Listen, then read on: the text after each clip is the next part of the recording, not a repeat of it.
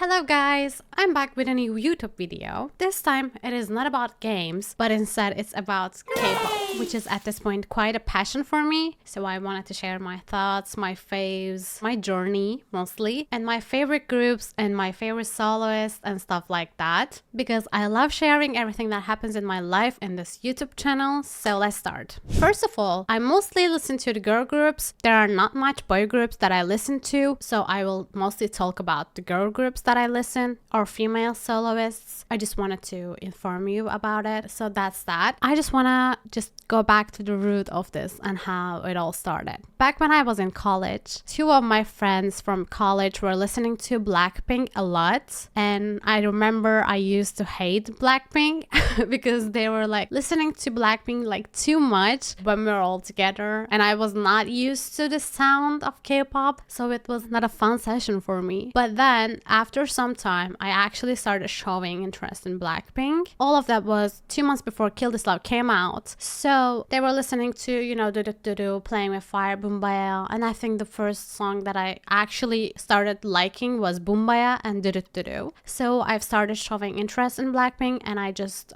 listened to all of their discography, which was containing I think 8 songs, and I've listened all of those songs, and I've started watching all of their live performances and stuff like that, like every single performance of Blackpink, university festivals, Inkigayo performances. I think they also go to not Music Bank, Music Core. I was trying to get used to K-pop sound because it's really different from what I was used to. After that, I've started watching their reality show, Blackpink House. That show was what made me a Blink. They were so cute, they were so funny, like they were enjoying their companions so much, and I really liked how they were interacting with each other. They were doing all this stuff and, you know, sharing their daily life with us, even though it was just a show. I just still watch it from time to time when I'm just getting ready or eating something. I just remember how it was back then. That was how I became a Blink, and Blackpink was the first group that I was listening to and the only one for a very long time. And after that, Kill This Love came out, and they went to Coachella and they started their first ever world tour. I was just watching it with my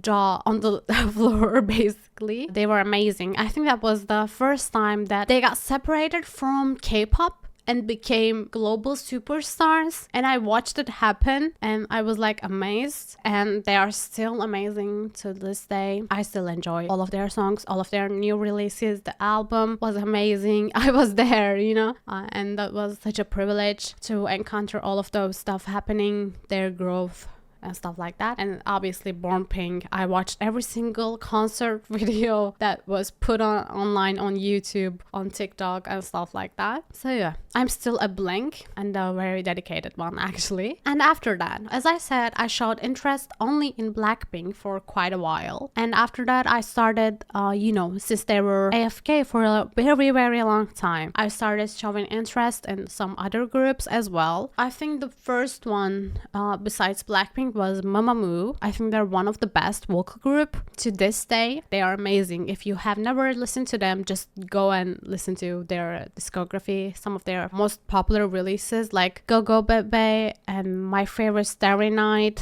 They are so good. After Blackpink, I've listened to Mamamoo and became a fan. Like, I can't say I stan them, but I'm more like a regular fan. I still listen and check out every single thing they put out. And after that, I've started listening to some soloists. First of them was Somi, I think, and that was during Dum Dum era. And I went back to her, you know, debut songs and the songs that came out after that. I still like Somi a lot. I think she's like Blackpink's secret member, but she's a soloist and she's better off as a soloist. I think rather than Blackpink's secret member, she's like sister of Blackpink. That would fit better. I can't believe the backlash she got from Ice Cream release because it was looking similar to Blackpink's Ice Cream. Not the song itself actually, but the concept was similar. There were a lot of backlash about it, but I think it turned out great. How the song was actually really different from Blackpink's Ice Cream, and she has her own style, and her ice cream was fitting that concept really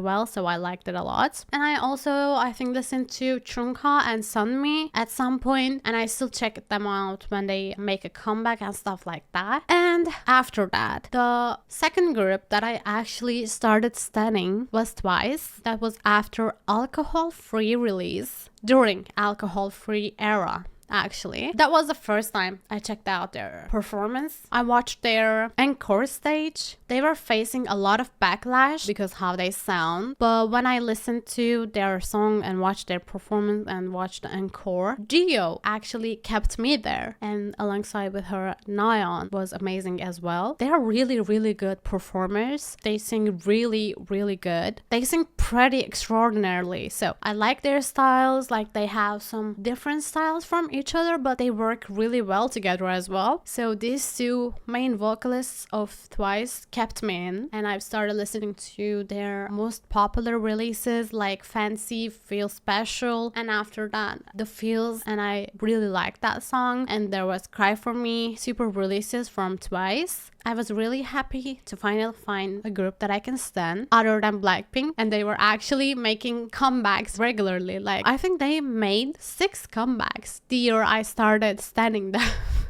And they were really, really different what I was used to, and it was really fresh, so I enjoyed a lot. Thank you Twice, and thank you JYP.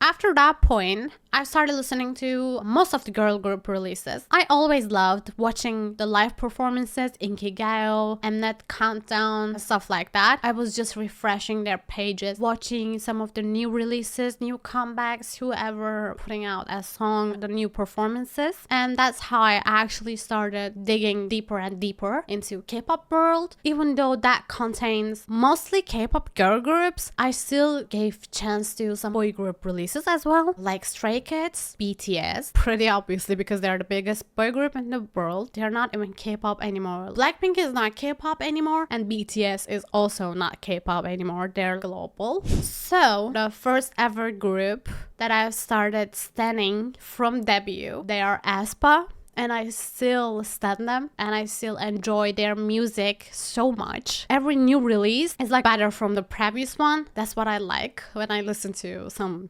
K-pop groups. And they're also really good vocalists. They're an SM group. You know what they say? YG makes rappers, JYP makes dancers, and SM makes singers. So yeah, they have that SM blood going in their blood stems. They're really good vocalists. Like, each one of them can sing really, really well. That's why I stan them. And I also, when I like a group, I want to like their songs after listening to them for 2 years, and aespa does that to me. Like, every single group that I stan does that to me. Like, I still enjoy watching and listening Fancy performances. I like watching and listening Bumbaya performance, or the performance, or Lovesick Girl performance. That's what I'm looking for when I stan a girl group. aespa also has that, and they're also great performance, and they improve each day and every day. That's how you know a group is actually a really good group. The first group that I started studying during the pre-debut era is Baby Monster, because they're so extraordinary. Like, every single one of them is so amazing. They have super talents. I really enjoyed watching their pre-debut performances, like solo performances and group performances, their Blackpink covers, some Western music covers. They were all amazing, and their releases are also super amazing. They actually proved their talent. So I really enjoy being a part of the Monstees Club. So yeah, and I think you got my taste at this point. The groups I stan are Blackpink, Twice, aespa, and Baby Monster, and the ones I casually listening are Mamamoo at the very top. Like, they're amazing. And I've started showing some interest in Le Sserafim after their Coachella performance. Even though the vocals were not that good, they still did an excellent work, and I can see them improving vocal-wise and becoming more confident. So I enjoy watching their newer releases as well. G-Idol, I stopped stunning after Soojin left. My bias in that group was Soojin, so after she left, she kicked out by the company. I've stopped stunning them, and I now just casually check out their new comebacks. I'm more of a casual listener. Also, I check out Red Velvet, ITZY, IVE when they make a comeback, and I also really enjoy listening to KARD, which is not actually a very well-known group, and they're not that much loved in Korea, because they're a mixed gender group, they have a really different concept from what we are used to. But I enjoy mixed gender, different concepts, and they also have some pretty good releases, so I enjoy listening to them. As I said, for boy groups, I only listen to Stray Kids and BTS, and sometimes 17, because my sister stands 17 and loves them so much, so I listen to them as well when she sends me their song. Yep. So for the final part, I want to talk a little bit more about how I decided to stan a group. As I said, I have a taste in K-pop. I expect the group that I stan to meet my expectations. Obviously, there are a lot of groups that you have to pick some of your favorites. What I'm talking about is only my choices, but I just occasionally check every other group in the industry. What I look for a K-pop group is mostly characteristics. In Blackpink, for example, you know, Jennie have a style, Rose a total different style, and Lisa is like so surprisingly different from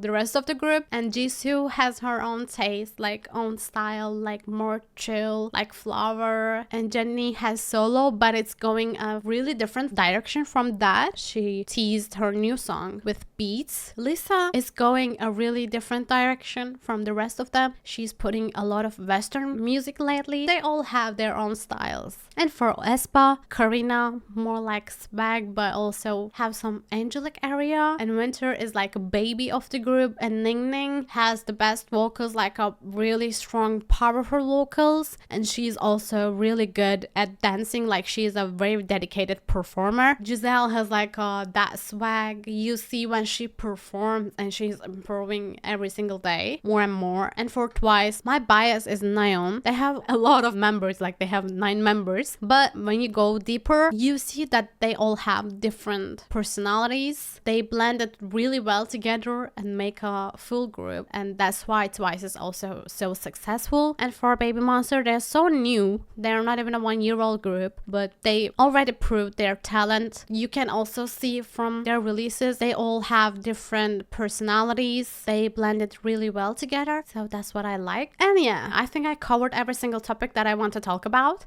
my K-pop journey, so I hope you enjoy. And I want to make some other videos, like K-pop related videos. I actually made a reaction video of Jisoo's Flower, but then I stopped that because I realized that I don't actually like reaction videos and I don't watch them myself. I don't think I'm gonna make any reaction videos, but I can talk about the K-pop related stuff like that. So I hope you enjoy, and I hope to see you guys with a new video really soon. Bye!